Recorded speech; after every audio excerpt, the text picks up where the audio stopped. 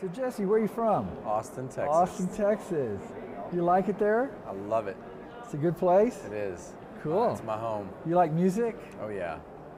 You do anything with music? Oh yeah, I'm a DJ and a music producer. I own a sound and lighting company in Austin. It's sort of a side hobby of mine. What about your day job? My day job, I work for a company called Blastro Networks. We produce and show music video content online. Cool. We have 3 destination sites, blastro.com, which is urban, hip hop, dance, Latin, roxwell.com, rock, alternative, indie music, and y'allwire.com, which is country, Christian, bluegrass. Cool. Is there any truth to this new site called yodel.com? Yodel, I'm not familiar with That's Yodel. not going to be yours? I thought no, we're not. Getting the Yodel space is a little small right now. I mean, I heard it was up and coming. I know you want to be in a niche, but that's a little too niche long for tail. us. Yeah, long tail. There you go. That's long tail, man. See, the Swiss and their Yodel fetish is it's a little out there for me. Well, Blastro's in the online video space. We primarily monetize through video pre-rolls. Obviously, this is a lead conference, so there's definitely a little bit of a disconnect with those two spaces, but I see a lot of potential for video and lead generation, and I think that that's an underdeveloped space that I think, you know, at some point in time, Blastro could be a leader in that industry. Yeah, there's a couple of guys here, a couple of talks on video and leads. Have you made those, or are they? Yeah, and that's I mean, I have a specific concept in mind. I think what they're doing is letting video speak for a product and driving, you know, dissipating people's fear and letting people, you know, a prominent speaker engage users, whereas you know, having to read or piece together someone else's a little different talks. than what you're talking about. Yeah, I think that. What is your concept? Kind of how might it roll out? Well, I mean, obviously I'm here, so I'm trying to learn as much about the space as I can, but I think that, you know, I've seen the video marketplace change in the last year, and I think that there's all types of models out there, and I think right now video pre-rolls are only being used for brand advertising, and for the most part, and I think that there's a lot of potential for people to do lead generation and speak to users. And you know, infomercials are huge. And there's a tons of video and ad inventory on the internet. And if you look at what happened with TV and network advertising, where some of the networks were buying products and then using their dead airtime to run infomercials, there's kind of a play there with video ads and the Sure.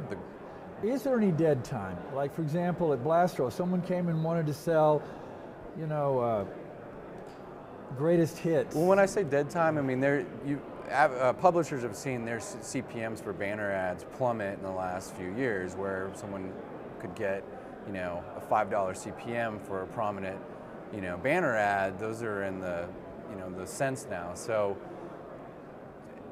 looking at the model and adjusting your mind frame or what you can do with that space and using effective new technologies and the, you know, people's bandwidth to really speak to them and push a product is, I think, an effective use of that So if you've got a space. website that's got some good targeted traffic, instead of giving away the traffic, you might run an infomercial that is targeted and make more by selling a CPA basis. If you have a you know, a user site where you know something about the users, I mean, there's a number of things you could do with that data and really speak to the users. So personally, I'm not set up to do that. I'm here, I'm learning and talking to people, but that's one of the initial ideas that kind of popped into my brain as I walked around. That's a good idea.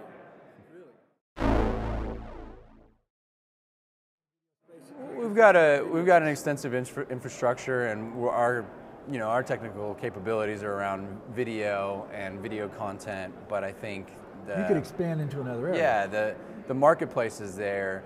Display, you know, advertising is mature.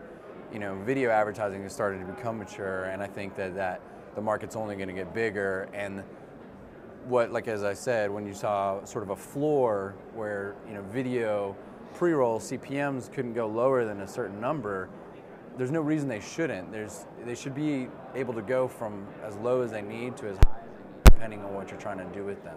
Is there any reason why you can't do a CPA or a cost per lead pre-roll? No, I mean, actually, I just attended a talk on that. It's all the same. I mean, however you price out your spend, or however you want to break down and do the math, you can always get back to CPM or CPC, and that was actually a really engaging talk. I thought that it made a lot of sense. So, for an advertiser, they're probably looking at it as CPL, cost per lead. Search engines, or whoever's brokering the deal between the advertiser and the publisher, they're looking at it as cost per click. How do I get this person over there?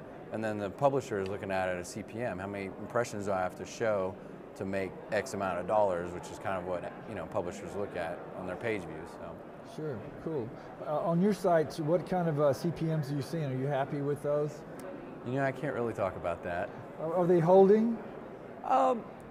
There's been a depression in overall CPMs, but I think, and that's been due to a new big-time advertiser coming into the video pre-roll space and experimenting with the new pricing model. And I think that in some ways that's been disruptive, but in a lot of ways it opened my eyes to this exact idea that we're talking about, that there shouldn't be a floor. If the market is saying that there's a floor, that really is just saying that there's an opportunity there. If people are saying, I won't take anything, below this, well then what can you do to make that work? Exactly, at that level. Yeah. Something interesting you might want to look at, it's a recent interview with John Battelle and Sergey Brin, and he said he believes that banner ads are going to skyrocket as more dollars come over. He was talking about somewhere in the $100 range maybe. Sure, I mean, traditional print and media as it rolls in. Yeah, and we're definitely seeing that. This particular advertiser which I'm talking about, they're shifting $500 million marketing budget, they're testing the waters of online video, and they took like 1% of their budget, and that made a huge impact. But they came in at really low CPMs. But they just wanted to see what they could do with that, and I think it's a really compelling story. Cool. So I do think that banner ads will probably bounce back, but I can't say for sure. We'll see for sure. Yeah. All right, man. Anything else you want to say to your fans? To my fans, you can check out my music blog, jessebrede.com. I talk about music and the things that I like to do and cool. Interesting stuff. Facebook? I'm on Facebook.